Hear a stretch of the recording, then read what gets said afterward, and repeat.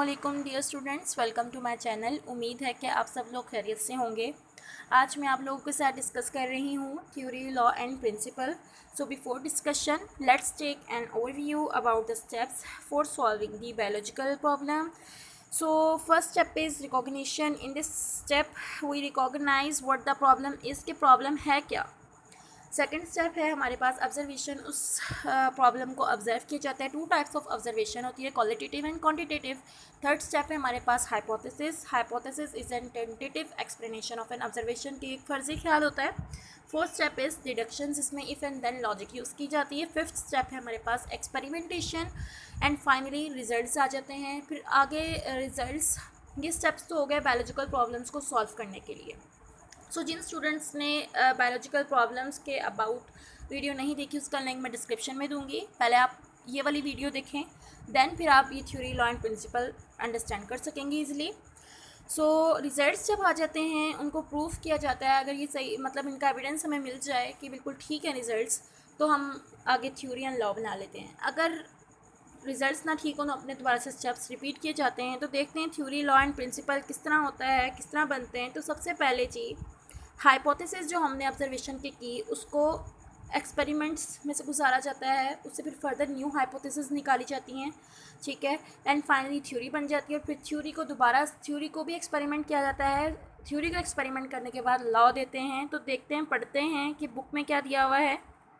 When a hypothesis is given a repeated exposure to experimentation and it is not falsified, it increases the biologist's confidence in hypothesis. Such well-supported hypotheses may be used as a basis for formulating further hypotheses, which are again proved by experimental results. The hypothesis that stand the test of time and often tested and never rejected, बिल्कुल भी reject ना हो, फिर वो क्या हो जाती है, थ्योरी बन जाती है। मतलब क्लियर हो हमारी हाइपोथेसिस, फिर वो थ्योरी बन जाएगी, ठीक है। Productive theory keeps on suggesting new hypothesis and testing goes on. Testing चलती रहती है थ्योरी के मराहिल में भी।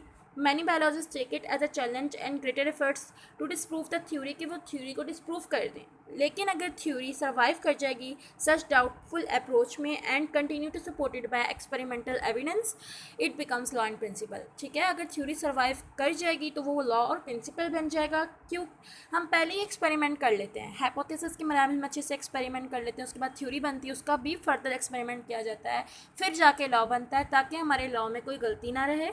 क्योंकि लॉ को कोई भी चेंज नहीं कर सकता, because scientific law is a uniform and constant fact of nature, it is an irrefutable theory, इसको रद्द नहीं किया जा सकता। आगे साइंटिफिक लॉज की या बायोलॉजिकल लॉ की टू एग्जांपल्स हैं, Hardy Weinberg law and Mendel's law of inheritance. Hardy Weinberg law में ये हार्डे वेनबर्ग का लॉ था। इसके अंदर जी फ्रिक्वेंसीज के अबाउट है, पॉपुलेशन की फ्रिक्वेंसीज किस तरह, मतलब जनरेशन टू जनरेशन कांस्टेंट रख सकते हैं। इस थ्योरम ने बताया था, या इस लॉ ने बताया था। एक इक्वेशन दी थी जिसको हार्डे वेनबर्ग इक्वेशन भी कहते हैं।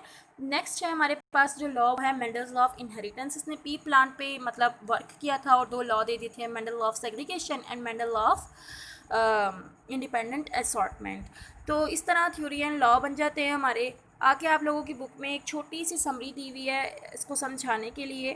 बायोलॉजिकल प्रॉब्लम्स सबसे पहले अराइज होते हैं, तो उनके सॉल्व के लिए हम ऑब्जर्वेशन लेते हैं, हाइपोथेसिस आती है, डिडक्शंस आती हैं, उसके बाद एक्सपेरिमेंट्स किए जाते हैं, रिजल्ट्स आ जाते हैं, ठीक है। अगर हमारे रिजल्ट्स प्रूव हो गए, ठीक है रिजल्ट्स, तो रिपोर्टिंग ऑफ रिजल्ट्स करके हम थ्योरी एंड लॉ बना देते हैं। अगर हमारे रिजल्ट्स में कोई मसला है, कोई ख़राबी है, ठीक है, प्रूफ ना हुए हुए हों, तो दोबारा से स्टेप्स रिपीट करने पड़ते हैं, वही ऑब्जर्वेशन, हाइपोथेसिस, डिडक्शंस, फिर जाके दोबारा रिजल्ट्स। मतलब अगर गलती आती रहेगी दोबारा से रिपीटेशन होती रहेगी। So students, it's all about theory, law and principle. Don't forget to subscribe my channel. अल्लाह हाफिज़।